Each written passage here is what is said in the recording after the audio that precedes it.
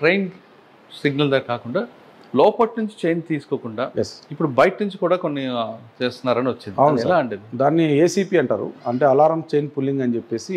మనం జనరల్గా రైల్వే స్టేషన్లో ట్రైన్లో ఎక్కిన తర్వాత ఒక రెడ్ది రాడ్ మార్ ఉంటుంది, ఎమర్జెన్సీ కేసులో లాగండి దాన్ని అని ఉంటుంది. ఎమర్జెన్సీ కేసు మనకే దొంగలు కూడా ఎమర్జెన్సీ కేసు వాడుకుంటున్నారు. అక్కడనే కాదు సార్, అక్కడే కాకుండా దానికి ఒక లింక్ ఉంటుంది. ఆ వైరింగ్ అంతా కూడా ట్రైన్ లోపల నుంచి కోచ్ నుంచి రన్ అయ్యి బయటికి ఒక లివర్ ఉంటుంది సార్, అది ఆ లివర్ని డిస్కనెక్ట్ చేస్తే కూడా ట్రైన్ ఆగిపోతుంది. బ్రేక్ ఉండేది బ్రేక్ అప్ అయిపోతుంది. అది అప్ అయిన వెంటనే భయంకరంగా గ్యాస్ వస్తుంది, దాన్ని మళ్ళీ క్లోజ్ చేస్తేనే మళ్ళీ ట్రైన్ రన్ అవుతుంది. అది క్లోజ్ చేసేంత వరకు ట్రైన్ రన్ కాదు. వీళ్ళు ఏం చేస్తారంటే సార్, ఏసీపీలు ఫర్ ఎగ్జాంపుల్ గుంతకల్లో 5 మంది దిగారు దొంగతనం చేయడానికి. ఇక్కడ వద్దనుకున్నారు, ఆదోని దగ్గర దొంగతనం చేద్దాం అనుకున్నారు. ఆదోని దగ్గర కూడా పోలీసు వాళ్ళు ఉండేది చూసి ఇక్కడ కూడా వద్దు, మనం బయటకు పోయినాక బండి ఆపుకుందాం అని చెప్పేసి వాళ్ళే డిసైడ్ చేస్తారు బండి ఎక్కడ ఆపాలని. కంప్లీట్గా కొండ ప్రాంతాలు, మబ్బుగా చీకటిగా ఉన్న ప్రాంతాల్లో ట్రైన్ ఆపడానికి ఒక వ్యక్తి 2 కోచ్ల మధ్యలో నిలబడతాడు. ఆ గ్యాప్ ఉంటుంది కదా సార్, దాని మీద నిలబడతాడు. నిలబడేసి కరెక్ట్గా రే ఫలానా చీకటిగా ఉంటే ఆపేసి ఈ మధ్యలో మనం దొంగతనం చేయాలని మాట్లాడుకున్న దాన్ని వాడు ఇంప్లిమెంట్ చేయడానికి ఆ లివర్ని డిస్కనెక్ట్ చేస్తారు. ఎలా చేస్తాడు? రెండింటికి మధ్యన క్లోజ్ ఉంటుంది కదా సార్, హోల్డింగ్ ఇవి కూడా ఉంటాయి, హోల్స్ కూడా ఉంటాయి బాగా. అవును, పట్టుకోవడానికి ఆ లివర్ చక్కగా అందుతుంది చేతికి, అసలు ఏ ప్రాబ్లమే లేదు, హ్యాపీగా అందుతుంది. రైల్వేలో క్లోజ్ ఉంటాయి కదా, బోగికి మధ్యలో గ్యాప్ ఉంది కదా సార్, రెండు బయటికి వెళ్ళకుండా. ఈ గ్యాప్ కి ఎక్కడైతే ఇట్లా ఫ్లాట్ ఉంటుందో ఈ లార్జ్ లో ఉంటుంది లివర్ అది. అవును, అక్కడ మీరు అన్నట్లుగా నిచ్చెన కూడా ఉంటుంది పైకి వెళ్ళడానికి. 100% ఉంటుంది. అసలు బోగికి మధ్యలో కనబడకుండా అక్కడ క్లోజ్ సరిగ్గా ఉంటాయి కదా కొన్ని, అలా ఉంటాయి సార్. కానీ కొన్ని స్లీపర్లకు ఉండవు కదా. స్లీపర్ కొన్ని స్లీపర్ల కోచ్లకు ఉండవు. అంటే ఏవైతే అలా లేకుండా గ్యాప్ ఉంటాయో ఆ ట్రైన్స్ చూస్ చేసుకుంటున్నాం. వెరీ వెరీ పర్టికులర్గా స్పెషల్ ట్రైన్స్ని ఎక్కువ ఫోకస్ చేస్తున్నారు. అట్లా కూడా అఫెన్స్ చేస్తాను. బయటకు వచ్చి అది ఓపెన్ చేస్తారు. దాన్ని ఎప్పుడైతే లివర్ని డిస్కనెక్ట్ చేస్తే ట్రైన్ బ్రేక్ అప్లై అయిపోతుంది, ఆటోమేటిక్గా ఆగిపోతుంది. ఆగిపోయే క్రమంలో దుంకుతారు, విపరీతంగా లాగేసుకుని వెళ్ళిపోతున్నారు. ఇప్పుడు అది కంట్రోల్ చేయడానికి కూడా రైల్వే కొన్ని స్పెషల్ కోచ్ ఇచ్చింది కదండి ఐఎస్ఏపీ. ఇప్పుడు కొద్దిగా మారుతాం సార్. ఇప్పుడు ఎప్పుడైతే ఈ వందే భారత్ ట్రైన్స్ వచ్చాయో మేము కూడా హ్యాపీగా ఫీల్ అవుతున్నాం. అంటే ఇప్పుడు మనం ఈరోజు ఉంటాం, మళ్ళీ రేపు సివిల్ పోలీస్ వెళ్ళిపోతాం స్టేషన్కి. కానీ ఆ ట్రైన్స్ చూసినప్పుడు ఎస్ ఇది కరెక్ట్ సిస్టమ్. అనాథరైజ్డ్ పర్సన్స్ లోపలికి ఎవరైనా వెనకే కనిపిస్తుంది ఇప్పుడు.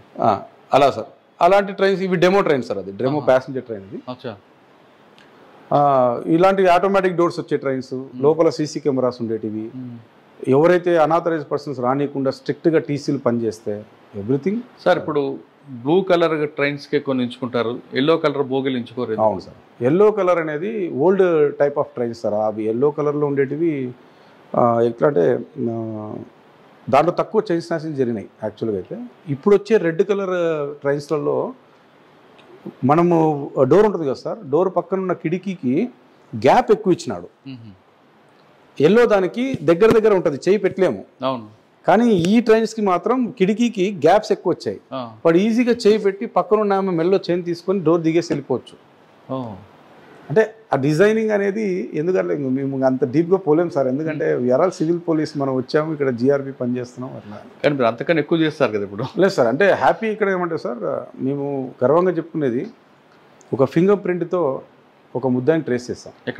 ఇక్కడే రైల్వేలో. చెప్పండి. రైల్వే హిస్టరీలో ఫింగర్ ప్రింట్తో లిఫ్ట్ చేసి దొంగను పట్టుకునేది గుంతకల్ రైల్వే. ఎస్, అండ్ దాంట్లో మేడం గారి పాత్ర ఎక్కువ ఉంది, మా ఎస్ఆర్పి మేడం గారి పాత్ర. ఎలా సార్, యాక్చువల్గా ఒక ఫింగర్ ప్రింట్ లిఫ్ట్ చేసిన వెంటనే, అంటే మీకు ఎగ్జాక్ట్ సీన్ చెప్తాను, అది అఫెన్స్ జరిగింది రాత్రి 1:15 జరిగింది, అర్ధరాత్రి.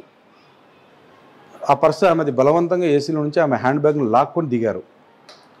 అందులో జ్యువెలరీ ఉంది, బంగారు ఉంది అందులో. ఆ జ్యువెలరీ వచ్చేసి టిఫిన్ బాక్స్లో ఉంది. ఆ టిఫిన్ బాక్స్లో ఉన్న జ్యువెలరీ బ్యాగు పొలాల్లోకి పరిగెత్తుకుంటూ పోయి కొద్ది దూరం పోయిన తర్వాత ఆ ట్రైన్ వెళ్ళిపోయిన తర్వాత నీట్గా ఆ పర్స్ని వాడు అన్ని టచ్ చేసి చూశాడు. అందులో మొబైల్ ఉంది, మొబైల్ టచ్ చేయలేదు, ఫోన్ ఏమో రింగ్ అవుతుంది. సో ఇమ్మీడియట్గా మేమేం చేస్తాం, లొకేషన్ పట్టుకుని వెళ్ళిపోయాము. ఆ ఎగ్జాక్ట్ లొకేషన్ వచ్చింది, ఎక్కడైతే బ్యాగ్ ఉందో అక్కడ వచ్చింది. పోయి చూస్తే మార్నింగ్ అప్పటికి చిన్నగా ఆ బ్యాగ్ వెతకడానికి అంతా 4:35 అయింది సార్. కొద్దిగా మంచు ఉంది బాగా. ఫింగర్ ప్రింట్ ఆ టిఫిన్ బాక్స్ డిస్టర్బ్ అయి ఉంది. కంప్లైంట్తో మాట్లాడినా నేను, అమ్మ మీ జ్యువెలరీ ఎక్కడ పెట్టారు మీరు, బ్యాగ్లో ఉందా టిఫిన్ బాక్స్లో ఉందా? సార్ టిఫిన్ బాక్స్లో ఉంది అన్నారు. ఎస్, వెరీ గుడ్, చాలు. అని టాక్టిక్గా కొద్దిగా మాకు ఏపీపీఎం ఇవన్నీ కొద్ది ప్రొసీజర్స్ అప్పాలో ట్రైనింగ్ ఇచ్చినట్టు అవన్నీ చూస్తే లక్కీగా ఆ ఫింగర్ ప్రింట్ రౌండ్గా కనబడుతున్నాయి. అంటే బాక్స్ నిండా పట్టుకొని మూత తీయాలి కదా సార్, ఆ ఫింగర్ ప్రింట్స్ అంతా పడింది. 5 ప్రింట్లు ఉన్నాయి. సో దీనికి ఛాన్స్ తీసుకోకూడదని చెప్పి జాగ్రత్తగా తీసి మన ఎఫ్పీబీ ఫింగర్ ప్రింట్ బ్యూరో అనంతపురం పంపించాం. పంపిస్తే అక్కడ ఉన్న ఇన్స్పెక్టర్ గారు కూడా పాపం చాలా ఇంట్రెస్ట్ తీసుకున్నారు. దాన్ని డిజిటలైజ్ చేసినారు. చూడండి, మాన్యువల్ని డిజిటలైజ్ చేసినారు. ఎప్పుడైతే డిజిటలైజ్ చేసి కంపేర్ చేసినారు, ఎక్కడ వాళ్ళతో కంపేర్ చేసినారు, ఓన్లీ స్టేట్ అఫెండర్లతో కంపేర్ చేసినారు.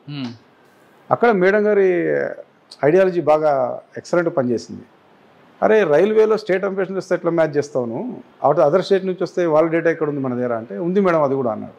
దాన్ని నాఫిస్ అంటారు sir, NAFIS, NAFIS, national automated finger print impression system.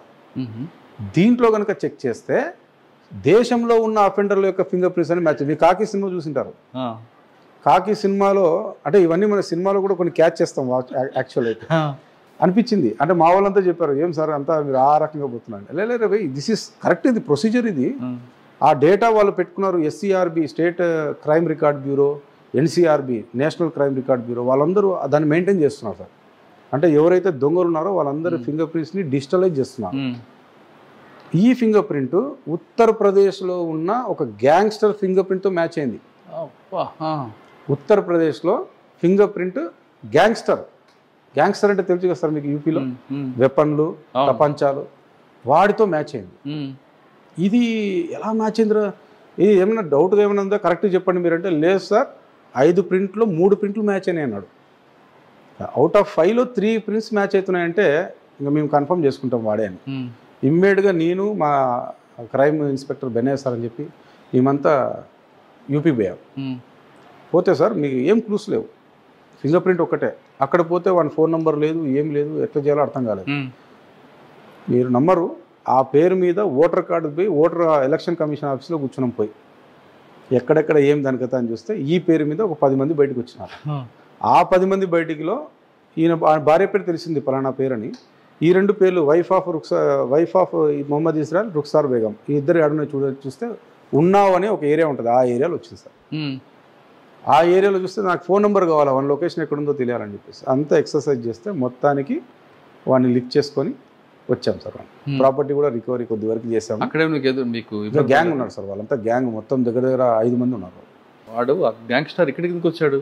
వాడు అక్కడ నుంచి నేరుగా మీరు నంబరు అనంతపూర్లో లాడ్జ్లో రూమ్ తీసుకుంటున్నారు. ప్రతి నెల ఒకసారి వచ్చిపోతున్నారు వాళ్ళు. ఈ 3 వస్తారు సార్, 3 గ్యాంగ్ ఇది. ఈ నెలలో వచ్చేసి అనంతపూర్లో ఒక లాడ్జ్లో రూమ్ తీసుకుంటారు. అదే లాడ్జ్లో రిపీటెడ్గా రూమ్లు తీసుకున్నారు. సో ఆ లాడ్జ్లో వాళ్ళ ఆధార్ కార్డు జెన్యూన్ కార్డ్స్ ఇచ్చినారు. వస్తారు, గుంతకల్లో అవుటర్లోపై అఫెన్స్ చేసుకొని మళ్ళీ అనంతపూర్పై రెస్ట్ తీసుకుంటారు. ఇక్కడ కూడా సేమ్ ప్రాసెస్, అడ్వాన్స్ రిజర్వేషన్. వాళ్ళు ఎక్కడెక్కడ అడ్వాన్స్ రిజర్వేషన్ చేసుకున్నారు అనేది మొత్తం స్టడీ చేశారు. ఇదొక డిఫరెంట్ అన్ని సోర్సెస్. ట్రైన్ బయట చెప్పారు, కానీ ట్రైన్లో ప్రయాణికుడిగా చేస్తూ నేరాలు పాల్పడుతుంటారు చాలా మంది, చాలా అఫీషియల్గా కనిపిస్తుంటారు. ఆ తరహా నేరాలు ఏమేమి జరుగుతుంటాయి? లేదు సార్, మెయిన్గా ఇదే ఏసీస్లోనే ఫోకస్ చేస్తాం. రిజర్వేషన్ చేసుకొని దొంగతనం చేయాలా పెద్ద ఎత్తున అనుకుంటే ఎక్కేది ఏసీ కోచ్లోనే, స్లీపర్ కోచ్లో ఎవరు ఎక్కరు. ఎందుకంటే వాడికి చల్లదనం కావాలా, ఆ చల్లదనంతో పాటు డబ్బు రొటేట్ చేసుకోవాలి. సో ఆ పాయింట్ ఆఫ్ వ్యూ. ఇంకోటి సార్, ఏసీలో ఎక్కేది కేవలం డబ్బు ఉన్న వాళ్ళు మాత్రమే ఎక్కుతారు. అక్కడైతేనే మనకి కావాల్సిన మొత్తం దొరుకుతుంది అనేది వాని స్ట్రాటజీ. కాబట్టి నేను దీనిపూర్వకంగా చెప్పేది ఏమంటే సార్, చెకింగ్స్ ప్రాపర్గా జరగాలి. ఎవరైతే ప్యాసింజర్ ఎక్కుతున్నాడో నీ పేరు ఏమి అంటే నా పేరు నగేష్ బాబు, కానీ నేను ఏదో వేరే పేరు చెప్తాను, శ్రావణ్ అని చెప్తాను. ఓకే శ్రావణ్ టిక్, వచ్చినావు కదా, వచ్చిన. నేను శ్రావణ్ కాదా వెరిఫై చేయాల్సిన బాధ్యత ఎవరిది? ఆధార్ కార్డు చూడాలి, కనీసం ఆధార్ కార్డు. లేదా నీకు నేను చెప్పేది ఏమంటే సార్, ఫోన్ నెంబర్ రిజర్వేషన్ దాంట్లో ఇచ్చింటాడు. అవును, ఆ ఫోన్ నెంబర్లో మెసేజ్ వచ్చింటుంది నీకు కన్ఫర్మ్ అయింది సీట్ అని. అది ఒక్కసారి అడిగితే ఎవరైతే చూపిస్తున్నారో వాళ్ళు జెన్యూన్, ఎవరైతే చూపించట్లేదో సస్పెక్ట్. కానీ అంత టైం ఉండట్లేదు టీసీలకి. సార్ నేను చెప్పేది ఫ్యామిలీస్కి చెక్ చేయద్దండి, టైం వేస్ట్. ఇండిపెండెంట్ ఎవరు ఫ్యామిలీస్కి చెక్ చేయద్దండి. ఎవరైతే సింగిల్గా ప్రయాణం చేస్తున్నారో వాళ్ళని చెక్ చేయండి. టీసీలు ఆ విధంగా పర్ఫెక్ట్ చేస్తే కొంత స్క్రూటినీ అయిపోతుంది sir. We are ready to serve. మీరు ఊకే ఇన్ఫర్మేషన్ ఇస్తే టీసీలు, సార్ దీంట్లో వీడు పలానా వ్యక్తి ఈ పేరు గలడు, ఈ పేరు ప్రయాణం చేస్తున్నాడని చెప్తే వీ విల్ లుక్ ఆఫ్టర్.